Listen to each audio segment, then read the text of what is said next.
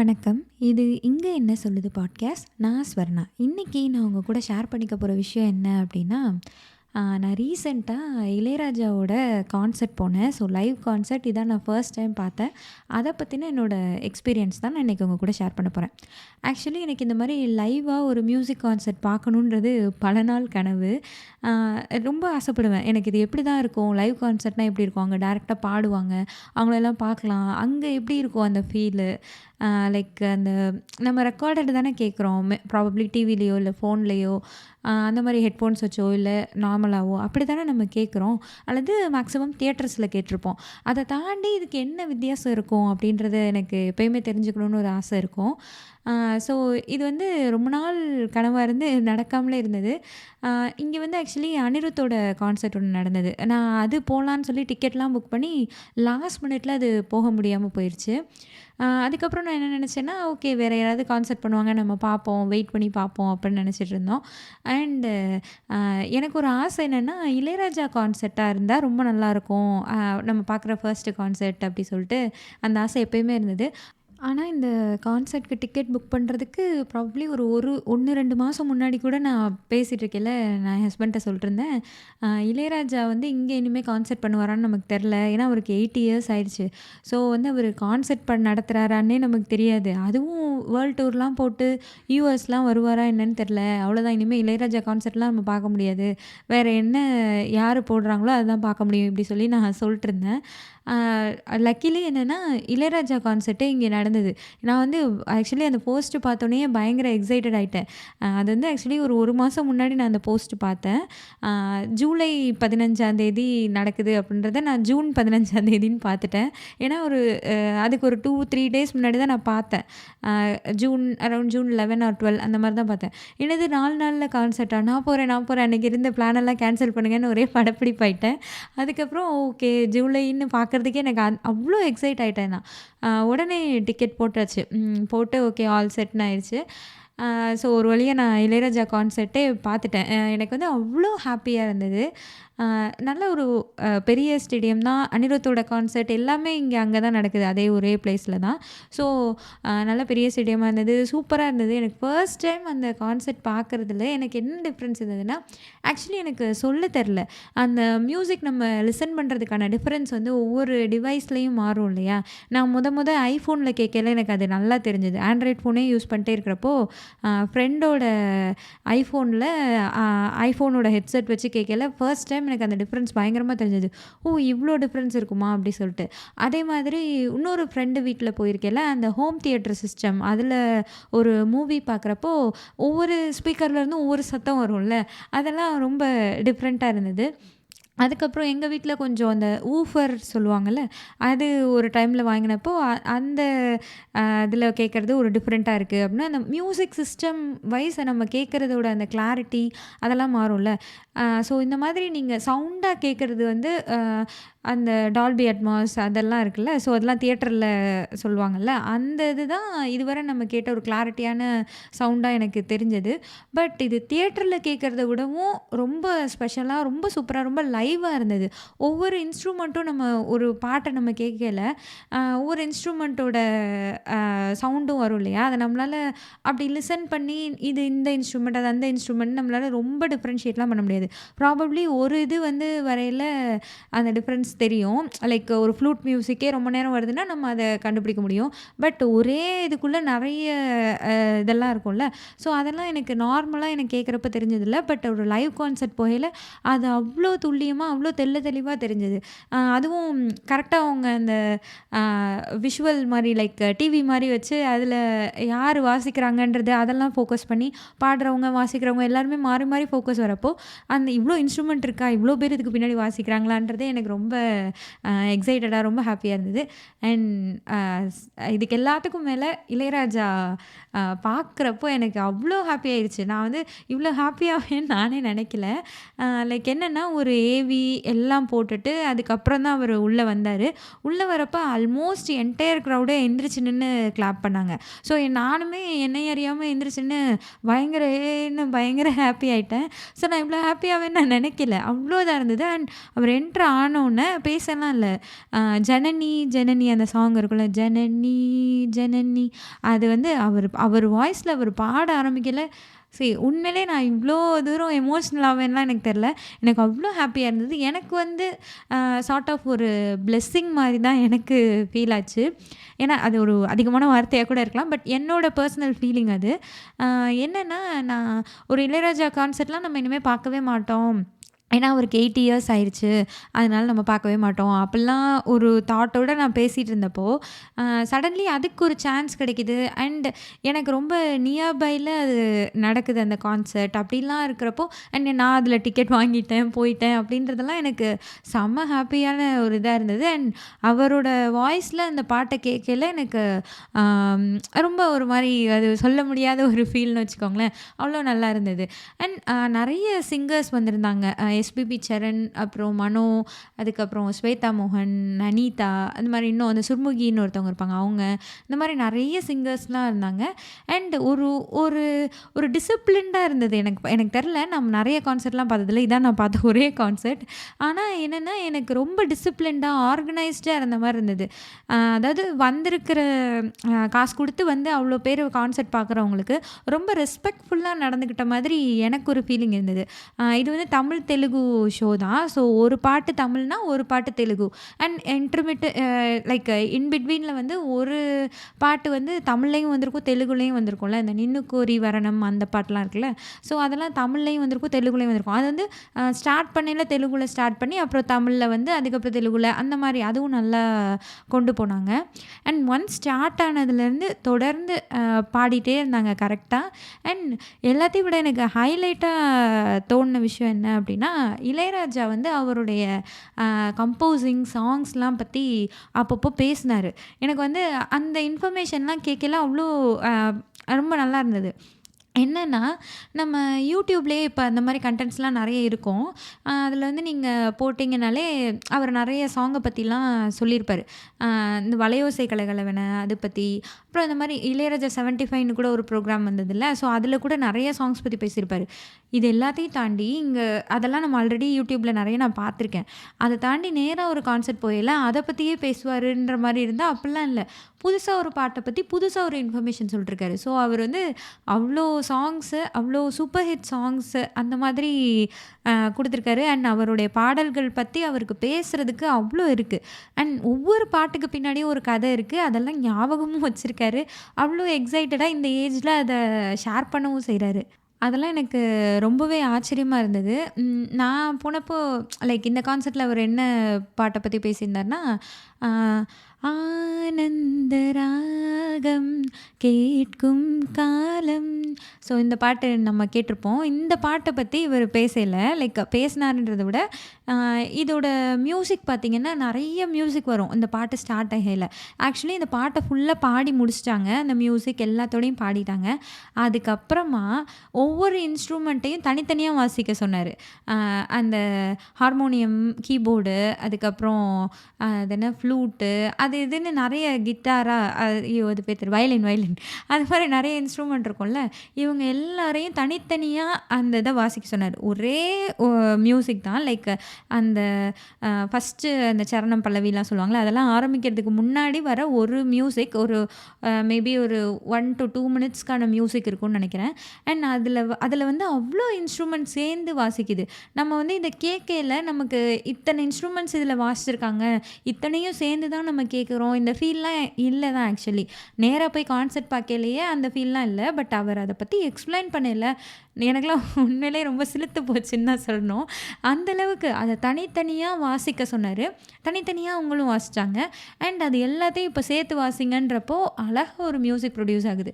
So இது வந்து இவர் என்ன சொன்னார்னா, இது கம்போசிஷன்லாம் இல்ல. இது ஒரு எக்ஸர்சைஸ். இந்த பாட்டு கிளாஸ்லாம் எடுப்பாங்கல்ல, அந்த மாரி இருக்கிறது தான் இப்படி இப்படி சேர்ந்து இப்படி தான் வரும். அது ஒரு எக்ஸர்சைஸ். இது கம்போசிஷன் கிடையாது. நான் கம்போசர் கிடையாது அப்படின்ற மாரிலாம் ரொம்ப அழகா பேசினாரு. அவ்வளோ நல்லா இருந்தது. ஒரு பாட்டுக்கு பின்னாடி இவ்ளோ அழகா ஒரு கதை வச்சிருக்காரே! அப்டி சொல்ட்டு. அ அதுக்கப்புறம் என்னன்னா, அ ஆலெக்ஸ் இன் வண்டர்லேண்ட்ல வந்து அவரு சொல்லியிருப்பாரு. ஆலெக்ஸ் வந்து மலேசியா வாசுதேவன் பத்தி பேசையில, "வாசுதேவா வந்து நீ பாடு" அப்டி சொன்னோனே, "ஏன் எஸ்பிபி வரலையா? பாலு வரலையா?" அப்டி சொல்லி கேட்குற மாரியும், எஸ்பிபி இல்லன்னா தான் இளையராஜா வந்து மலேசியா வாசுதேவன பாட சான்ஸே குடுத்துருக்காரு. அப்டின்ற மாதிரி ஒரு ஃபன்னா ஒரு இது சொல்லுவாரு. மலேசியா வாசுதேவன் பத்தி பேசல. கரெக்ட்டா ஆல் எக்ஸ்பீரியன்ஸ்ல மலேசியா வாசுதேவன் போட்டு பாருங்க. கரெக்ட்டா அது வரும். ஸோ ஆக்சுவலி இதே தான் ரியலாவே நடந்திருக்குன்றத இளையராஜாவே சொன்னாரு. அவரு என்ன சொன்னாருன்னா, மலேசியா வாசுதேவனோட பையன் வந்திருந்தாரு. அவரு பாடுனாரு ஒரு பாட்டு. ஸோ அத பத்தி சொல்லையில, இந்த மாரி அ அப்பல்லாம் என்னன்னா, ரெக்கார்டிங் அடுத்த நாள் ரெக்கார்டிங் அப்புட்ன்னா, மொத நாளே சிங்கர்ஸ் எல்லாரும் வந்து ஒரு தடவ ரிஹர்சல் பண்ணுவாங்களாம். அப்படி ரிஹர்சல் பண்ணையில எஸ்பிபி அந்த பாட்டுக்கான எல்லாருமே வந்து ரிஹர்சல்லாம் பண்ணியிருக்காங்க. நெக்ஸ்ட் டே ஏர்லி மார்னிங் வந்து ரெக்கார்டிங் இருந்திருக்கு. உடனே இவரு சொன்னாராம், "நீ வந்து சீக்கிரமா போய் தூங்கிரு பாலு. அப்புறம் காலையில எனக்கு தொண்டை வலிக்குது. தொண்டை சரியில்ல ராஜான்னு வந்து சொல்லக்கூடாது." அப்படி சொல்லி சொன்னாராம். அ ஆனா வந்து இவரு லைக் அடுத்த நாள் லேட்டா வந்திருக்காரு. "என்னாச்சு? ஏன் லேட்டு? என்னன்னா" இப்போ மாரி ஃபோன்லாம் கிடையாதுல்ல. ஸோ கால் பண்ணா கிளம்பிட்டாருன்னு சொல்றாங்க. வர டைம் ஆச்சு. வந்தோனே என்னன்னு கேட்டா, "தொண்டை வலிக்குது ராஜா" அப்படின்ற மாரி, "எனக்கு தொண்டை ஏதோ இன்ஃபெக்ஷன் ஆயிடுச்சு" அப்படின்ற மாரி சொன்னோனே, "நான் நேத்தே சொன்னேனா இல்லையா? தூங்குன்னு நான் உன்னைய சொன்னேனா இல்லையா? எதுக்கு லேட்டா எந்திரிச்ச? அதனால தான் லேட்டா தூங்கி லேட்டா எந்திரிச்ச. அதனால தான் உனக்கு வாய்ஸ் கேட்டுருச்சு." அப்படின்லாம் சொன்னாராம். அப்படி சொல்லிட்டு, "சரி இங்க வாசுதேவா நீ வா, நீ வந்து பாடு" அப்படின்னு சொல்லி தான் அவருக்கு ஃபர்ஸ்ட்டு பாட்டா நான் குடுத்தேன்னு சொன்னாரு. எனக்குன்னா அப்படியே ஆல் எக்ஸ்பீரியன்ஸ். ஒரு மனுஷன் கற்பனையில எழுதுனது தான் நீ ரியலாவே நடந்திருக்கா? அடப்பாவிங்களா! அப்படின்ற மாரி எனக்கு இருந்தது. அண்டு இன்னொன்னு அந்த அ "இசையில் தொடங்குதம்மா" அப்படி ஒரு பாட்டு வரும் இல்லையா? ஹேராம்ல. அத பத்திலாம் சொன்னாரு. ஸோ இந்த மாரி அவருடைய பாடல் எக்ஸ்பீரியன்ஸ் லைக் அவர் பாட்டு போட்டப்போ அந்த கம்போசிஷன்ல இருந்தது, எல்லாத்தோட எக்ஸ்பீரியன்ஸையும் ஷேர் பண்ணயில, எனக்கு தெரிஞ்சு மோர் தென் கான்சர்ட் இதுக்கு பின்னாடி உள்ள கதைகள் வந்து எனக்கு ரொம்ப எக்ஸைட்டடா தெரிஞ்சது. அ ஏன்னா, எனக்கு தெரில நான் சொல்றது ரைட்டான்னு. பட் என்னன்னா, நான் ஐ திங்க் இப்போ வந்து மியூசிக் போடுறது எல்லாமே கம்ப்யூட்டரைஸ்டு மியூசிக்கா மாறிட்டே வந்துருச்சு. பட் அவருடைய காலகட்டத்தில அப்படி கிடையாது. அந்த ஹார்மோனியம் எல்லாமே ஒரு இவ்ளோ தூரம் சவுண்ட் எஃபெக்ட்ஸ் அது இதுன்னு இல்லாத காலத்தில, அவ்ளோ பாட்டு போட்ட ஒரு மனுஷன். ஸோ எனக்கு அது வந்து ரொம்ப ஸ்பெஷலா தெரியும். அண்ட் இப்போ இருக்கிற மியூசிக் டைரக்டர்ஸ்லயே எனக்கு தெரிஞ்சு விஜய் ஆண்டனி மட்டும் தான் இத பத்தி ஓப்பனா சொல்லுவாரு. இப்போ வந்து நீங்க மியூசிக்குன்னு ஓரளவுக்கு உங்களுக்கு நாலேட்ஜ் இருந்தாலே, ஒரு நல்ல பாட்ட உங்களால ப்ரொடியூஸ் பண்ண முடியும். அப்படின்றத பத்தி அவரு தான் ரொம்ப ஓப்பனா சொல்லுவாரு. இப்போ ரீசென்ட்டா கூட அத இன்டர்வியூஸ்லலாம் சொல்ட்டே வராரு. அண்ட் நான் வந்து ப்ராபப்ளி ஒரு 3, 4 இயர்ஸ் பேக் வந்து விஜய் ஆண்டனியும், பரத்வாஜ் ரங்கனும் ஒரு இன்டர்வியூ இருக்கும். அதில பார்த்தீங்கன்னா, அவர் கிளியரா அப்ப இருந்தே அவர் அதே தான் சொல்லிட்டே இருப்பாரு. ரொம்ப கிளியரா சொல்லுவாரு. "நீங்க வந்து இப்போ உங்களுக்கு மியூசிக் போடுறது யாருனாலும் போட்டுறலான்ற மாதிரி ஒரு நிலைமை தான். லைக் நீங்க நாலேட்ஜ் உங்களுக்கு இருக்கு. ஓரளவுக்கு உங்கள சமாளிச்சுருவீங்க. அப்படின்னா, நீங்க வந்துரலாம். எல்லாரும் கேட்குற மாரி ஒரு பாட்ட குடுத்துரலாம்." அப்படின்றதெல்லாம் அவரு எப்பயுமே சொல்லுவாரு. ஆனா இளையராஜா அப்படி இல்ல அப்படின்றதெல்லாம் அவரு சொல்லுவாரு. எனக்கு ஆக்சுவலி இது எப்பயுமே தோணும். ஏன்னா, இந்த மாதிரி சவுண்ட் சிஸ்டம் அது இது எதுவுமே இல்லாத காலகட்டத்தில, ஒரு அப்பல்லாம் வந்து வந்த எல்லா பாட்டுமே இளையராஜாவோட பாட்டா தான் இருக்கும் ஆல்மோஸ்ட்ன்னு சொல்லுவாங்க. அண்ட் இப்ப தானே படத்தில பாட்டெல்லாம் கம்மியாயிருச்சு. ஒரு படத்துல வந்து மேபி 2 பாட்டு அந்த மாதிரிலாம் குறைய ஆரம்பிச்சுருச்சு. பட் அப்போலாம் ஒரு படத்துல 6 பாட்டு அந்த மாரிலாம் இருந்த டைம்ல, அவ்ளோ படங்களுக்கு ஒரு நாள்ல ஒரு 4, 5 படங்கள் ஒவ்வொரு படத்துலயும் 5, 6 பாட்டு அப்படியெல்லாம் கம்போஸ் பண்ணியிருக்காரு அப்படின்றது எனக்கு ரொம்ப அதுவும் ஆல்மோஸ்ட் எல்லாமே ஹிட்டு. அண்ட் வருஷம் கடந்து இவ்ளோ வருஷம் கழிச்சு லைக் அவரு 80ஸ்ல 90ஸ்ல போட்ட பாட்ட இப்போ உள்ளவங்களும் கேட்குறோம். இப்பயும் அது ட்ராவல் ஆகி வருது அப்படின்றதெல்லாம் எனக்கு ரொம்ப ஆச்சரியமான விஷயமா தான் தோணும். லைக் அத எப்பயுமே நான் வந்து ரொம்ப வியந்து பார்ப்பேன். எப்படி ஒரு மனுஷனால அப்படின்ற மாரி. அண்ட் இன்னொரு விஷயம் என்னன்னா, இந்த கான்செர்ட்லயே ஒரு விஷயம் நடந்தது. அ இவர் என்ன சொல்லியிருந்தாரு அப்படின்னா, இந்த ஆனந்த ராகம் அந்த பாட்ட பத்தி எக்ஸ்ப்ளைன் பண்ணிட்டு, ஒரு பாட்டுக்கு பின்னாடி இந்த மாதிரி ஒரு கதை இருக்கு. இதே மாதிரி நான் போட்ட பாட்டுக்கு பின்னாடி எல்லாத்துக்கு பின்னாடியுமே ஒரு ஸ்டோரி இருக்கு. உங்களுக்கு தெரியாத எவ்வளவோ விஷயங்கள் இருக்கு மியூசிக் பத்தி. ஸோ அதெல்லாம் நான் சொன்னேன்னா, லைஃப் டைமே பத்தாது. இப்பயும் நீங்க கேட்குறீங்கல்ல, அதுக்கு பின்னாடி என்ன இருக்குன்னு நீங்களே யோசிச்சு பாருங்க அப்படின்ற மாரி அவர் சொன்னாரு. ஸோ நம்ம இந்த அ Instagram, YouTubeலலாம் அந்த ஷார்ட்ஸா, ரீல்ஸா அந்த மாரி சின்னதா கட் பண்ணி இவர் இந்த மாரி பேசிட்டாரு, இந்த மாரி பேசிட்டாரு அப்படின்ற மாரி போடுவாங்க இல்லையா? ஸோ அது மாரி இதையும் கட் பண்ணி போட்டாங்க அப்படின்னா, இவர் என்ன இப்போ உள்ள மியூசிக் டைரக்டர்லாம் மதிக்கவே மாட்றாரு. இவர் போட்டா தான் மியூசிக்கா? அப்படின்ற மாதிரி ஒரு ஃபீல் தான் ஆக்சுவலி குடுக்கும். பட் அது அப்படி இல்ல. அவர் அவ்வளோ அழகா எக்ஸ்ப்ளைன் பண்ணி இத சொல்லையில வந்து எனக்கு என்ன ஃபீல் ஆச்சுன்னா, ஒரு மனுஷனோட ஆதங்கம் அது. அ நான் இவ்ளோ தூரம் அது ஒரு பாட்டு, ஆஃப்டர் ஆல் ஒரு சினிமா பாட்டு. அதுக்கு பின்னாடி இவ்ளோ தூரம் அ ஒரு உழைப்பு இருக்கு. இவ்ளோ விஷயங்கள் இருக்கு. அப்படின்றக்கப்போ, இப்ப வந்து நீங்க சர்வசாதாரணமா ஒண்ணுமே இல்லாம மியூசிக் வந்துருச்சோ, லைக் அத ரொம்ப கம்மியா பார்க்குற அளவுக்கு அது வந்துருச்சோ அப்படின்ற மாதிரி ஏன்னா அவருக்கு அவ்ளோ தூரம் மியூசிக் தெரியுது. He knows it. ஸோ அந்த ஆதங்கமா தான் எனக்கு அது தெரிஞ்சது. அது ரொம்ப நியாயமான ஆதங்கமா தான் எனக்கு பட்டுச்சு. So what ever it is அவரு மத்த விஷயங்கள பத்தி ஒப்பீனியன் சொல்றது அதெல்லாம் எனக்கு தெரில. பட் மியூசிக் வைஸ் அவர் சொல்றது எனக்கு ரொம்ப பெர்ஃபெக்ட்டா, ரொம்ப கரெக்ட்டா இருக்கிற மாரி, ரொம்ப சென்சிபிளா இருக்க மாரி தான் எனக்கு தோணுச்சு. ஏன்னா இட்ஸ் லைக் ஏஆர் ரஹ்மான் கூட ஒரு ஒரு இன்டர்வியூல சொல்லியிருப்பாரு. நீங்க இளையராஜாட்ட உங்களுக்கு புடிச்சது என்ன அப்படின்றப்போ, அவருக்கு வந்து மியூசிக் தான். அத வந்து ஒரு சாமியார் மாரி உட்காந்து அவர் பாட்டுக்கு அத போட்டுட்டே இருப்பாரு. அந்த அளவுக்கு ஒரு டிசிப்ளின்டா அதில இருப்பாரு அப்படி சொல்லியிருப்பாரு. அது ரொம்பவே உண்மை. ஏன்னா, அவரு எவ்வளோ வருஷங்களுக்கு முன்னாடி போட்ட பாடல்கள பத்தி பேசையில அவ்வளோ அழகா அதுவும் அவரோட ஏஜ்க்கு 80 நான் தான் அவரோட ஏஜ்ன்றேன். பட் அவர் வந்து என்ன சொல்றது? நான் என் ஏஜ்க்கு என்னால ஒரு 4 மணி நேரம் கான்சர்ட்ல உட்காந்தே பார்த்துட்டு இருக்கிறதுக்கே நான் எந்திரிச்சு போயிட்டு வரணும் அப்படின்ற மாரி நெறைய பேர் எந்திரிச்சு போயிட்டெல்லாம் வராங்க. பட் ஒரு 80 வயசு மனுஷன் வந்து அங்கேயே நிக்கிறாரு. அந்த ஷோ ஸ்டார்ட் ஆகுது. அவர் உள்ள என்டர் ஆனதுலேருந்து முடியிற வரையும் அவர் நின்னுட்டே தான் இருந்தாரு. எல்லா சாங்க்குமே அந்த சிங்கர்ஸ் ஆகட்டும், கோரஸ் பாடுறவங்களாகட்டும், அவங்கலாம் வந்து நின்னு பாடுறாங்க. அப்புறம் போய் உட்காந்துடுறாங்க. கோரஸ் சிங்கர்ஸ்லாம் ஒரு சேர் இருக்கு. முன்னாடியே மைக் இருக்கு. அவங்க எந்திரிச்சு நின்னு பாடுறாங்க. பாடிட்டு அந்த அடுத்த சாங்ல கோரஸ் இல்லைன்னா உட்காந்துடுறாங்க. ஸோ பட் இவர் வந்து அவ்ளோ அந்த ஃபுல் ஷோ வந்து நின்னுட்டே தான் இருந்தாரு. ஈவன் ஒரு first half of the show முடிஞ்சதுக்கப்புறம் ஒரு சின்ன பிரேக் இருந்தது. அதுக்கப்புறம் ஒரு செகண்ட் ஹாஃப் வந்து ஸ்டார்ட் ஆச்சு. லைக் என்னன்னா, அந்த குட்டி பிரேக்ல வந்து நெறைய ஸ்பான்சர்ஸ்லாம் இருப்பாங்கல்ல. அவங்கலாம் வந்து அவங்க வந்து ஏதோ இது பண்ணிட்டு இருந்தாங்க. லைக் அவங்க இளையராஜாக்கு அந்த பூ அதெல்லாம் குடுக்குறதாகட்டும், அப்புறம் அந்த அதெல்லாம் ப்ரமோட் பண்றதாகட்டும், அந்த மாரி ஒரு சின்னதா ஒரு பிரேக் கிடைச்சது. அப்போ கூட அவர் அங்கேயே தான் இருந்தாரு. அந்த ஸ்டேஜுக்கு வந்தவரு அந்த ஷோ முடியிற வரையும் அங்கேயே தான் இருந்தாரு. இதெல்லாம் வந்து இந்த ஏஜ்ல எனக்கு பார்க்கையில ரொம்ப பிரமிப்பா இருந்தது. ஒருத்தர் அவரு பண்ற வேலை மேல, அவர் கிரியேட் பண்ற மியூசிக் மேல எவ்வளோ தூரம் ஒரு ஒ சின்சியரா, டெடிகேட்டடா இருந்தா இந்த அளவுக்கு பண்ண முடியும்.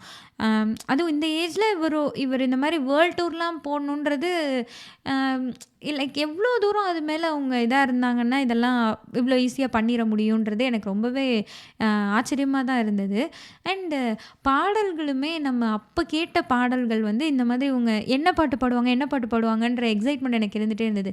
ஆக்சுவலி நான் ட்ராவல் பண்ணி போகையில இது பாடுவாங்களோ, அது பாடுவாங்களோ, என்ன பாட்டா இருக்கும்னு எனக்கு இருந்தது.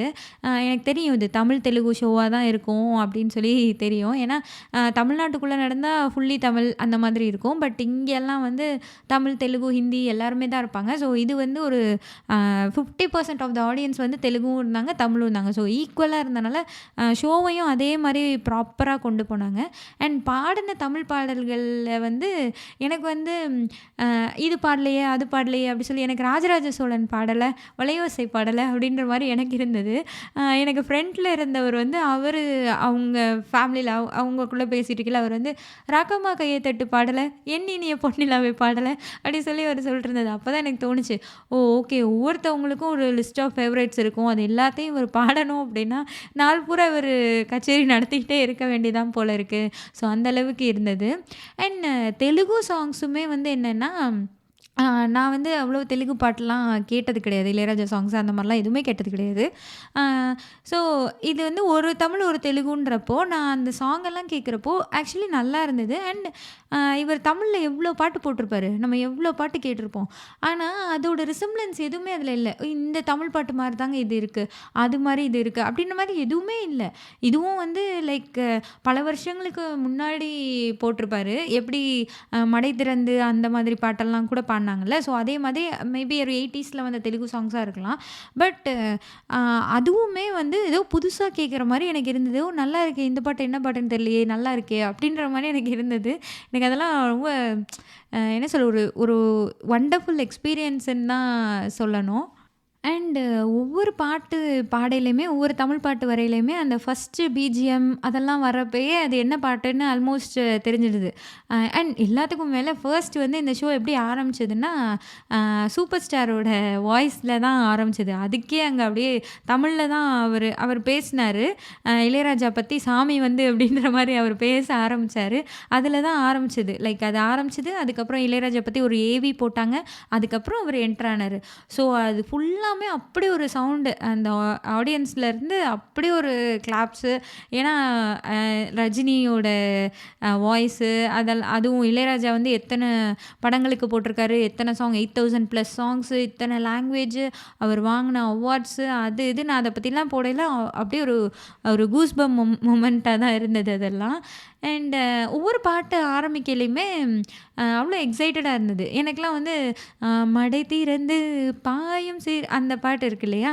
ஸோ அது வந்து எனக்கு அடிக்கடி நான் கேட்பேன். அதில வந்து வீட்லயே நான் அத சமைக்கிறப்பலாம் கேட்டுட்டு இருந்தேன்னா, எனக்கு வந்து புது ராகம் படைப்பதாலே நானும் இறைவனே அதெல்லாம் வந்து நான் அப்படியே ஹாப்பியா கேட்பேன்.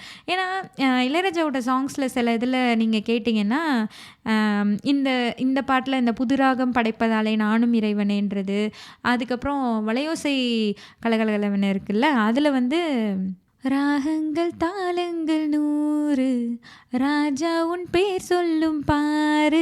இந்த மாரி நெறைய பாட்டுல வந்து ராஜான்றது அவர மென்ஷன் பண்ணியே லைக் அவருக்குன்னே எழுதின வரிகள் மாரி அப்பப்போ ஒண்ணு வரும். ஸோ இதெல்லாம் வந்து எனக்கு ரொம்ப பிடிக்கும். நான் ரொம்ப ரசிச்சு கேட்பேன் இத. ஏன்னா அதிகமா அவரோட மியூசிக் கேட்குறேன் இல்லையா? ஸோ அதனால எனக்கு இதெல்லாம் ஆமா அப்படின்ற மாரி தான் தெரியும். புது ராகம் படைப்பதாலே நானும் இறைவனேன்றதெல்லாம் எனக்கு செம்ம இல்ல அப்படின்ற மாரி எனக்கு தோணும்.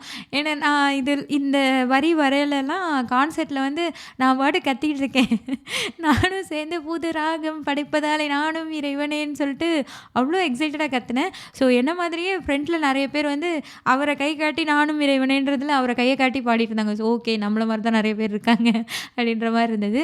அண்டு ஏஜ் கொஞ்சம் கூட இருப்பாங்கல்ல. இந்த பாட்டெல்லாம் வந்தப்போ இந்த பாட்டு வந்தப்போலாம் நான் பொறந்ததே இல்ல. பட் இந்த பாட்டு வரப்போ ஒரு யங்கா இருந்திருந்து இப்போ கொஞ்சம் ஏஜ் ஆயிட்டா அவங்கலாம் இருப்பாங்கல்ல. அவங்கலாம் பார்த்தா ஏதோ பார்க்க வந்து கொஞ்சம் பெரியவங்களா இருப்பாங்கல்ல. ஒரு அங்கிள் அந்த மாரி பெரியவங்க அப்படின்னு நம்ம நெனச்சிருப்போம்ல. அவங்கலாம் இந்த பாட்டு வரையில அப்படியே சீட்லயே உட்காந்து குதிச்சு ஆடிட்டு இருக்காங்க. ஸோ அவ்வளோ தூரம் அ எல்லா ஏஜ்லயுமே ரசிகர்கள் இருக்காங்க அப்படின்றது தான் இதில எனக்கு தோணுச்சு. அண்டு வழிநெடுக காட்டுமல்லி பாடுனாரு. அதெல்லாம் வந்து எனக்கு அப்படியே இருந்தது. என்ன சொல்ல நான் அந்த படம் விடுதலை வந்து தியேட்டர்ல பார்த்தேன். ஸோ எனக்கு அப்போ கேட்டது எப்படி இருந்தது அந்த வாய்ஸு, அந்த ரெக்கார்டிங் ஸ்டுடியோல பாடுன அந்த வாய்ஸ் எப்படி இருந்ததோ, அது அப்படியே இருந்த மாரி எனக்கு ஒரு ஃபீலிங். ஏன்னா இந்த சிங்கர்ஸ்லாம் லைக் ஒரு ஏஜ் ஆக ஆக அவங்க வாய்ஸில் சில மாற்றங்கள்லாம் ஏற்படும்னுவாங்க. அது வந்து அவங்க மெயின்டெயின் பண்ணுறதுக்கு ஏதேதோ பண்ணுவாங்க. ப்ரொஃபஷனல் சிங்கர்ஸ் இல்லையா? ஸோ அதெல்லாம் ஏதோ பண்ணுவாங்க. அதை மெயின்டெயின் பண்ணுவாங்க. அதெல்லாம் இருந்தாலுமே 80 இயர்ஸுன்றது அப்படியே அந்த வாய்ஸ் இருக்குன்றது எனக்கு ரொம்ப அதுவும் அந்த ஜனனி அந்த சாங்லாம் வந்து அவ்வளோ ஏஜில் எப்படி எப்பயோ மேபி அந்த பாட்டு வந்து ஒரு 20 இயர்ஸ் இருக்குமா? எப்படி இதே அளவுக்கு அந்த வாய்ஸ் அப்படியே இருக்குது அப்படின்றதெல்லாம் எனக்கு ரொம்ப ஆச்சரியமாக இருந்தது. எனக்கு எல்லாத்தையும் விட அதான் இந்த ஏஜில் எப்படி இவரால் இவ்வளோ பண்ண முடியுது, இந்த ஏஜில் எப்படி இந்த அளவுக்கு இருக்க முடியுது அப்படின்னா எனக்கு நான் பார்த்த ரீசனாக நான் நினைக்கிறது வந்து அவருடைய லவ், டெடிகேஷன், அவரோட சின்சியாரிட்டி டுவர்ட்ஸ் மியூசிக்குன்னு தான் நான் நினைக்கிறேன். அண்டு இங்கே வந்து என்னென்னா லைக் இந்தியா கம்பேர் பண்ணையில் இங்கே வந்து அந்த இதெல்லாம் ஜாஸ்தி தான். லைக் டிக்கெட் காஸ்ட்டெல்லாம் லைக் கம்பேர் பண்ண முடியாது, இங்கேன்றது வேறு தானே. ஸோ அந்த டிக்கெட் காஸ்ட் வந்து ஜாஸ்தி. அது எனக்கு என்ன சொல்கிறது, அது அந்த பர்சனோட வியூவில் இருக்குது. பட் ஹையஸ்ட் ப்ரைஸில் வந்து ரொம்பவே அதிகம் தான் இந்தியாவில் கம்பேர் பண்ணையில். ஸோ அதெல்லாம் கொடுத்தும், அந்த ப்ரைஸ் கொடுத்தும் கூட இங்கே நிறைய பேர் உட்காந்து பார்த்தாங்க. இது நம்ம ஜென்ரலாக பார்க்கல, என்ன இந்த இதுக்கு வர்றதுக்கு என்ன இவ்வளோ காசா அப்படின்றது வந்து தோணும். பட் அது அப்படி இல்லை. அவங்க லைஃப்பில் அவர் அந்த அளவுக்கு அவர் இம்பேக்ட் பண்ணியிருக்காரு. இட்ஸ் ஒர்த் டு கிவ் அப்படின்னு சொல்லி அவங்களுக்கு தோணுது அப்படின்னா அது கரெக்டு தானே. அந்த மாதிரி தான் எனக்கு தோணுச்சு. அண்ட் இன்னொரு விஷயம் எனக்கு என்ன இதில் தெரிஞ்சது அப்படின்னா, நான் வந்து இளையராஜா கான்சர்ட் போகிறேன்னு என்ன ஒரு ஜாலியிலே தான் சுற்றிட்டு இருந்தேன். நான் ஃபர்ஸ்ட் டைம் கான்சர்ட் போகிறேன், அதுவும் இளையராஜா கான்சர்ட் போகிறேன், அப்படியே ஒரு எக்ஸைட்மெண்ட்டில் தான் சுற்றினேன். பட் வந்து எனக்கு பெருசாக ஒரு எக்ஸ்பெக்டேஷன் இல்லைன்னு சொல்லலாம். எப்படி இருக்கும், என்ன இருக்கும், மேபி நான் கரெக்டாக அந்த ட்ராவல் பண்ணி ஒரு 30 மினிட்ஸ் எங்கள் வீட்டில் இருந்து அந்த ட்ராவல் போகையில் தான் என்ன பாட்டு பாடுவாங்களா இருக்கும், என்னெல்லாம் பாடுவாங்களா இருக்கும், ஹிந்தி பாடுவாங்களான்னு தெரிலையே, தமிழ் தெலுங்கு பாடுவாங்க, ஹிந்தி இருக்குமோ அப்படி சொல்லி இதெல்லாம் தான் எனக்கு தோணிட்டு இருந்துச்சு. பட் பெருசாக ஒன்றும் எக்ஸ்பெக்டேஷன்ஸ் இல்லைன்னு வச்சுக்கோங்களேன். ஆனால் அங்கே போயிட்டு ஃபஸ்ட்டு ஆடு அது இதெல்லாம் வந்துட்டு ஒருத்தவங்க பேசினாங்க, ஆங்கர்லாம், அதெல்லாம் அதுக்கெல்லாம் அப்புறம் வந்து அவருடைய என்ட்ரி இருக்கு இல்லையா. ஸோ வரையில் நான் என்னையும் அறியாமல் நான் எந்திரிச்சு நின்னேன். எனக்கு எந்திரிச்சு நின்று நான் கை தட்டினேன். எனக்கு என்னமோ தோணுச்சு, ஏன்னா நம்ம டெய்லி கேட்குறோம், சோகமாக இருக்கையில் கேட்குறோம், சந்தோஷமாக இருக்கையில் கேட்குறோம். என்னோடய மைண்டே வந்து கேட்குறப்போ நல்லா இருக்குது சம்டைம்ஸ் அப்படின்ற ஃபீல் குட்டெல்லாம் நிறைய கொடுக்குறப்போ நம்மளே அறியாமல் அது வந்துடும் போல் இருக்கு. அண்ட் அதுவும் அந்த க்ரௌட் அட்மாஸ்பியர் இருக்குது இல்லையா, எல்லோரும் கைத்தட்டுறாங்க, எல்லோரும் எந்திரிக்கிறாங்கன்றப்போ நம்மளையும் அறியாமல் அது வரும் இல்லையா. ஸோ இது வந்து நான் வந்து ஜென்ரலாக என்ன நினைப்பேன்னா, ஒரு ஹீரோஸ்லாம் வரையில் தியேட்டரில் கத்துவாங்க அப்படிலாம் வரையில் வந்து ஏன்டா கத்துறீங்க, அவர் தியேட்டரில் அந்த ஸ்க்ரீனில் தானடா வராரு அப்படின்ற மாதிரிலாம் எனக்கு தோணும். பட் அது அப்படி இல்லை. இப்போ நான் வந்து இளையராஜா வந்தோன்னே எந்திரிச்சு கை தட்டிட்டேன் அப்படின்னா நான் பெரிய ஆள், ஸ்க்ரீனில் வந்து ஒரு ஹீரோவை பார்த்து கை தட்டுறவங்க கம்மி ஆள் அப்படிலாம் ஒன்றுமே கிடையாது. It's a feel. அவங்களுக்கு அவங்க இம்பேக்ட் பண்ணியிருக்காங்க. ஸோ ஏதோ ஒரு வகையில் இம்பேக்ட் பண்ணியிருக்காங்க. And most of the time அது பாசிட்டிவ் இம்பேக்டாக இருக்கிறனால தான் மக்கள் அப்படி இருக்காங்க அப்படின்றது எனக்கு தோணுச்சு. லைக் இட்ஸ் நாட் அபவுட் நீ இளையராஜாவை பார்த்து கைத்தட்டிட்டா அது உயர்ந்த ரசனை, ஒரு ஹீரோவை பார்த்து கைத்தட்டிட்டா அது குட்டி ரசனை, அப்படிலாம் ஒன்றுமே கிடையாதுன்னு தான் எனக்கு அதுதான் தோணுச்சு. ஓகே, இதே மாதிரி தானே, நம்மளே நினைக்கவே இல்லை, நான் அவர் வந்தோன்னே எந்திரிச்சின்னு கைத்தட்டணும்னு நினைக்கவே இல்லை. பட் ஆட்டோமேட்டிக்காக அது வந்தது இல்லையா. இது ஒரு ஆட்டோமேட்டிக் ஃபீலுங்கிற மாதிரி தான் எனக்கு தோணுச்சு. ஓ, தியேட்டர்லேயும் இப்படி தான் எல்லாருக்கும் தோணும் போல் இருக்கு, அதனால தான் கைத்தட்டுறாங்க அப்படின்ற மாதிரி எனக்கு அந்த விஷயமும் தோணுச்சு. அண்டு ஒரே ஒரு சின்ன குறை என்ன அப்படின்னா, என் பையன் ரொம்ப அழுதுட்டான்னு நான் கொஞ்சம் எண்ட் ஆஃப் த ஷோ வரையும் இல்லை. அதனால அது ரொம்பவே எனக்கு வருத்தம் தான். பட் நான் அதையே பெருசாக நினச்சிட்டே இருந்தேன்னா மீதம் நான் ஒரு 70% ஆஃப் த ஷோ பார்த்தேன். அந்த எக்ஸைட்மெண்ட்டும் அந்த ஹாப்பினஸையும் நான் இழந்துருவேன் அப்படின்றதுனால பாதியில் வந்துட்டோம், லைக் முக்கால்வாசியில் வந்துட்டோம் அப்படின்றது எனக்கு பெருசாக என்னை பாதிக்கலை. அதுவே எனக்கு ஒரு ஆச்சரியம் தான். ஏன்னா வந்து வந்துட்டோமே அப்படி சொல்லி நான் ஒரு கடுப்பில் சுற்றுற ஆள் தான். என்னையே அறியாமல் ஓகே நம்ம பார்த்தோம்ல, நம்ம பார்த்ததே பெருசு, இவ்வளோ தூரம் இங்கே நம்ம பார்ப்போம்னு நினைக்கவே இல்லை. பட் அது அமைஞ்சு கரெக்டாக ஒரு டைமில் போய் நம்ம இந்த கான்சர்ட் பார்த்ததே பெருசு. இதில் வந்துட்டு பையன் அழுதான்றதுக்காக பாதியில் வந்தேன். ஏன்னா ரொம்ப டைம் ஆயிடுச்சு. 12 o'clock தான் ப்ராபப்ளி முடிஞ்சிருக்கும்னு நினைக்கிறேன். நான் 11க்கு கிளம்பிட்டோம் நைட்டு. ஸோ வந்துட்டு அது ஓகே தான் அப்படின்ற மாதிரி எனக்கு தோணிடுச்சு. பட் ஒரு குட்டி வருத்தம் தான். ஏன் அப்படின்னா, இவர் என்ன சாங்கில் முடிப்பார், எப்படி முடிப்பாங்கன்ற அந்த எண்டிங் பார்க்கணுன்னு எனக்கு ஒரு ஆசை இருந்தது. ஏன்னா நான் ஸ்கூல்லாம் படிக்கிறப்போ இந்த ஜெயா டிவியில் ஒரு கான்சர்ட் பார்த்தேன். இந்த மாதிரி இவரோட கான்சர்ட் வந்து சிங்கப்பூரா மலேசியா ஏதோ ஒரு வெளிநாட்டில் வந்து அவர் இது பண்ணல முடிக்கையில் வந்து சொர்க்கமே என்றாலும் அது நம்மூரை போல வருமா அந்த பாட்டை அவர் பாடி முடித்தார். ஸோ வந்து ஆக்சுவலி இது இந்த வெளிநாட்டில் இருக்கிறவங்களுக்கு இந்த பாட்டை கேட்டாங்கன்னா அவங்க அப்படின்னு சொல்லி ஒரு எக்ஸைட் ஆயிடுவாங்கல்ல. ஸோ கரெக்டாக அந்த அதாவது இந்தியாவில் வந்து ஒரு கான்சர்ட் நடத்தினார்னா இந்த பாட்டை பாடுவாருன்றது எனக்கு அதில் தோணுச்சு. நான் அதை நினச்சிட்டே இருந்தார், இந்த பாட்டை வந்து கண்டிப்பாக அவர் பாடுவார் அப்படி சொல்லி நான் நினச்சிட்டே தான் இருந்தேன். பட் அது பாடினாரா இல்லையான்னு எனக்கு தெரியல. நான் எண்ட் ஆஃப் த கான்சர்ட் வரை இல்லை. அது ஒரு குட்டி வருத்தம்னு சொல்லலாம். நான் டிவில பார்த்தேன்னு சொல்றப்ப தான் எனக்கு ஞாபகம் வருது. லைக் இந்த கான்சர்ட்லாம் வந்து லைவ் கான்சர்ட் நடந்தத ரெக்கார்ட் பண்ணி யூடியூப்ல டெலிகாஸ்ட் பண்றாங்க இல்லையா? அதுவும் அதுவும் ஒரே மாரி இருக்குமான்னா, இல்ல. அது டிவில பார்க்குற மாரி தான் இருக்கு. ஏன்னா, நான் வந்து அம் போய் பார்த்துட்டு அடுத்த நாள் வந்து இளையராஜா கான்சர்ட் லைவ்ன்னு போட்டு சில பாடல்கள்லாம் கேட்டுட்டுருந்தேன். லைக் ஓம் சிவோகம் அந்த பாட்டு இருக்கு இல்லையா? அத வந்து அதுதான் ஸ்டார்ட் பண்ணாங்க. லைக் ஜனனி ஜனனிக்கு அப்புறமா ஓம் சிவோகம் தான் பாடுனாங்க. அத நான் அங்கேயும் கேட்டேன், இங்கேயும் கேட்டேன். லைக் டிவிலயும் பார்த்தேன்.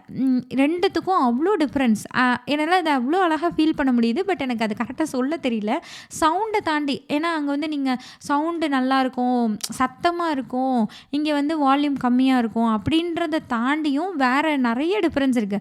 அந்த எனர்ஜெட்டிக்கா அவங்க பாடுறத பார்க்கறதாகட்டும், அந்த க்ரவுடோட சேர்ந்து இருக்கிறதாகட்டும், எல்லாத்தையும் தாண்டி வேற ஏதோ ஒரு பயங்கரமான டிஃப்ரென்ஸ் இருக்குன்றது எனக்கு தோணுச்சு. லைக் ரெக்கார்டட் கான்சர்ட்டும், லைவ் கான்சர்ட்டுக்கும் பயங்கர டிஃப்ரென்ஸ் இருக்கு தான். வொர்த் வாட்சிங்கா தான் எனக்கு இருந்தது. வேற யாராவது கான்சர்ட் பண்ணா கூட நான் போய் பார்க்கணும் அப்படின்னு சொல்லி எனக்கு ஒரு ஆசை இருக்கு. பட் தெரில மேபி ஜிவி பிரகாஷ் கான்சர்ட்லாம் இருந்தா கண்டிப்பா பார்க்கணும்னு எனக்கு ஒரு ஆசை இருக்கு. யுவன் சங்கர் ராஜா இருந்தா பார்க்கணும். ரஹ்மான் இருந்தா கண்டிப்பா பார்க்கணும். ஏன்னா ரஹ்மானோட கான்சர்ட் வந்து கோவிட் டைம்ல இங்க ஒண்ணு ஷெட்யூல் ஆயி அதுக்கப்புறம் அது கேன்சல் ஆயிருச்சு. அதுக்கப்புறம் அதுக்கு நெக்ஸ்ட் இயர்ல ஒரு கான்சர்ட் பண்ணாரு. அப்ப நாங்க இந்தியா போயிட்டோம். இந்த மாரி ரஹ்மானோட கான்சர்ட்டும் பார்க்கவே முடியல.